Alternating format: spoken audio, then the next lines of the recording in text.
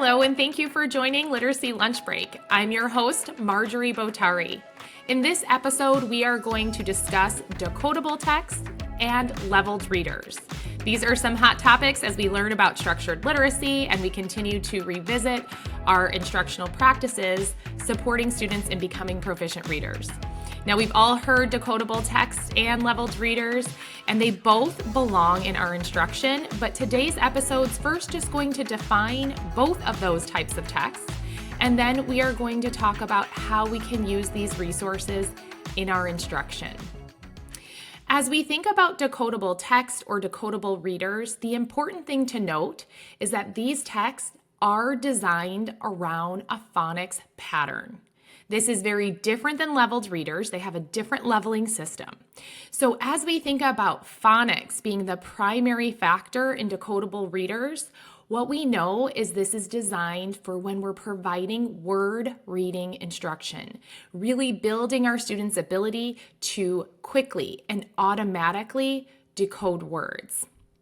Now, you may have heard of the simple view of reading, and I always like to call this piece out because this is really where it allows us to identify the resources best used.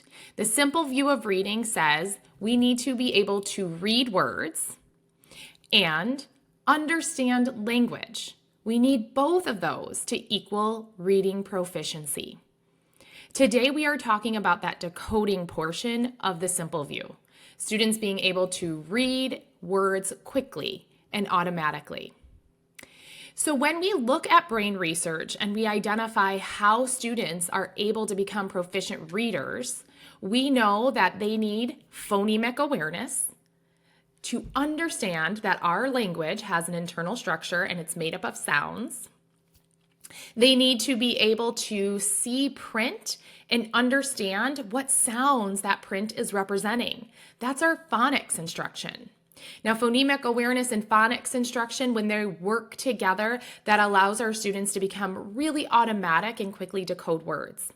But in addition to that, students have to know that this is a real word. So for example, if I blend the sounds k, at, I know that I am thinking of a cat. I have a visual image of that, or I understand what that means. So when we think about decodable text, we want to ensure that our students have the opportunity to apply phonemic awareness and phonics skills to their reading. Decodable text is going to allow that application, and this is where the learning sticks. So the important thing to remember about decodable text is that it is going to follow a scope and sequence, meaning we know that our students have learned the phonics pattern that is going to be represented in the text that they're reading, allowing them to apply their phonemic awareness and phonics skills. Decodable text is also going to bring in high frequency words, those sight words. Now, as we think about high frequency words, these are words that our students do need to know quickly and automatically, but again, they're still applying those phonemic awareness and phonics skills to the text. Again, following a scope and sequence. Now, every once in a while, a decodable text will have story words, words that are added to the text to make sure that that story makes sense, or perhaps some high frequency words that they have never seen before. However, again, the majority is going to be decodable based on the skills they have been taught. The big question as we think about decodable text is, so what percentage of the words should be decodable? And that's where it can get a little bit tricky. Because as we define that term decodable, we can use that definition being based on the skills students have already been taught. But what we know is sometimes the things we teach students, they haven't learned. And sometimes the things we haven't taught students, they have learned. So decodability really does depend on the reader. But as us as educators, we can again use that scope and sequence as that main piece to follow. And typically you'll hear 80, 90% of words should be decodable when we think of decodable text. However, there is no research that supports that claim. So when we think about this, it's important to know that most of our words should be decodable to allow our students that process of orthographic mapping.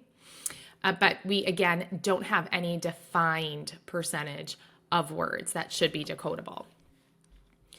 So I just said a word or a term, orthographic mapping. Now, that may be a term you're familiar with, and it may be something that's brand new to you. But this is a critical term.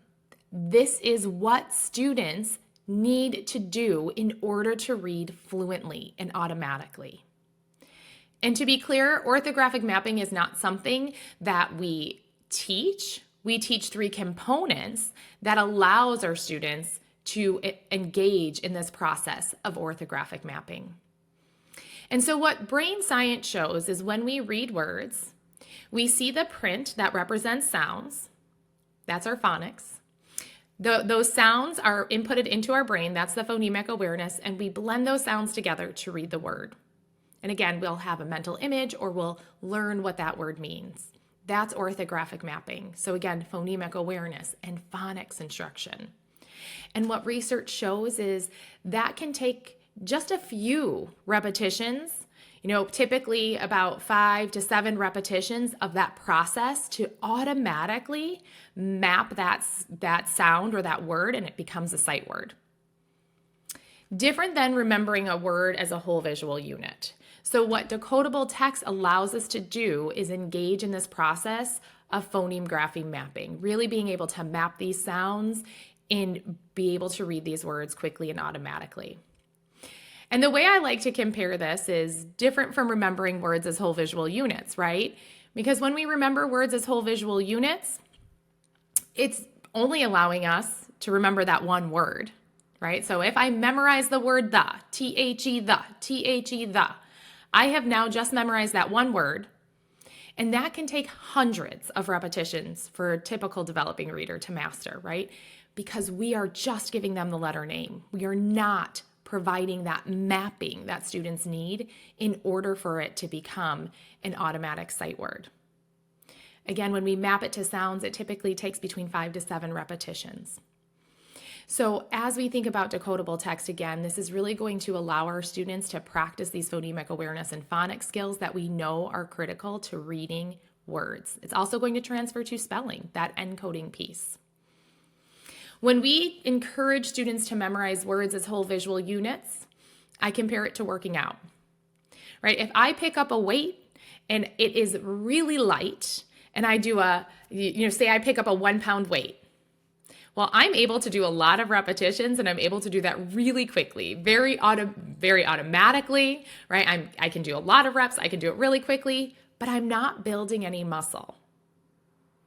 That's the same thing that happens when we ask students to memorize words as whole units. They're going to be able to remember that one word, but they are not building any maps in their brain. They're not building any neural pathways. Now, when we pick up a heavier weight, and I am picking up maybe, a 20 pound weight versus a 1 pound weight, well, I'm going to be much slower in my repetitions and I'm not going to be able to do as many. It's harder work. But I am building muscle. And that is the same thing that decodable text offers for our learners.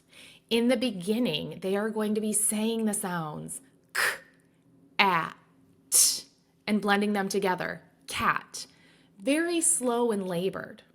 But as they have more opportunities for practice, more opportunities for repetition, that word is going to become automatic.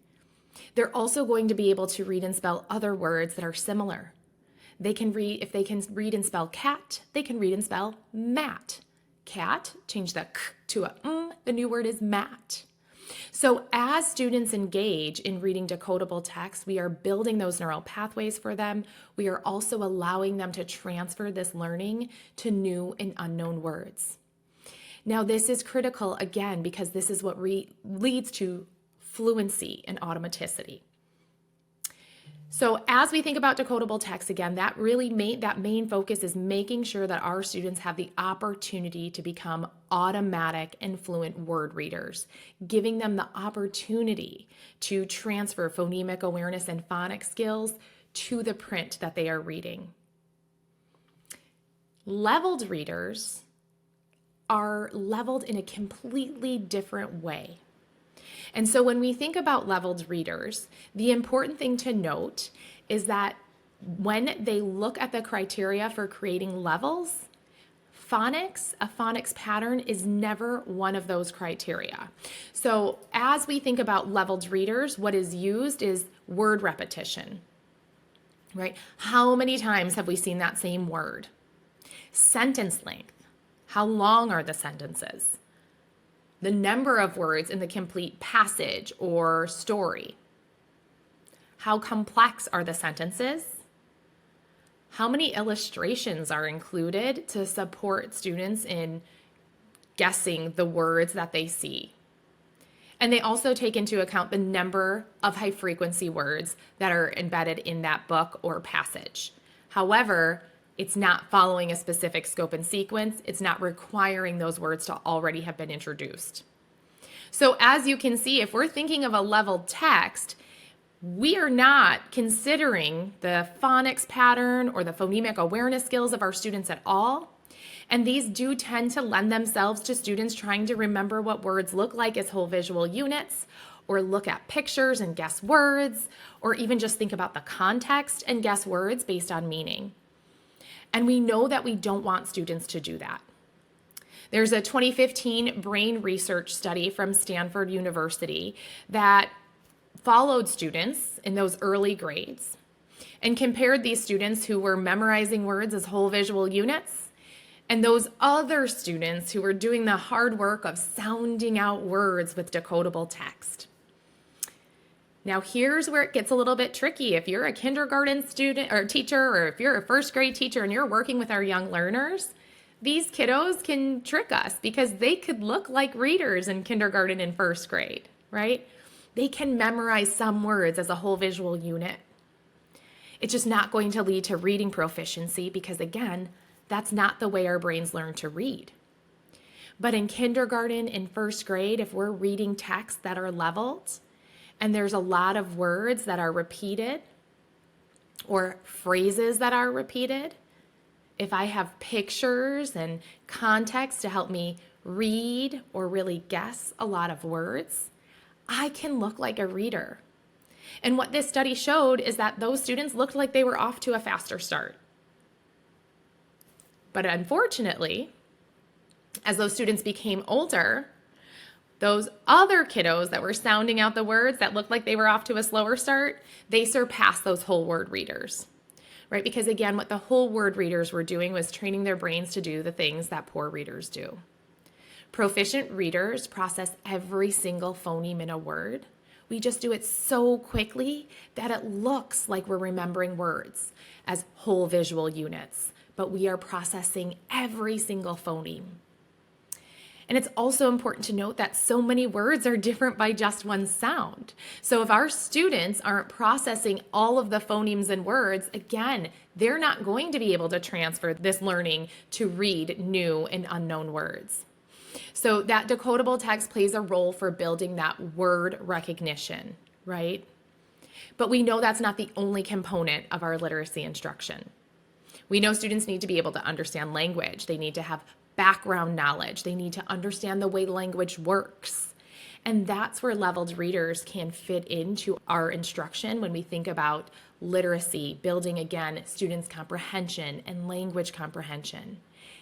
Leveled readers are not a great resource for teaching decoding, but they can be used, again, to build that language background, to build vocabulary, to build background knowledge.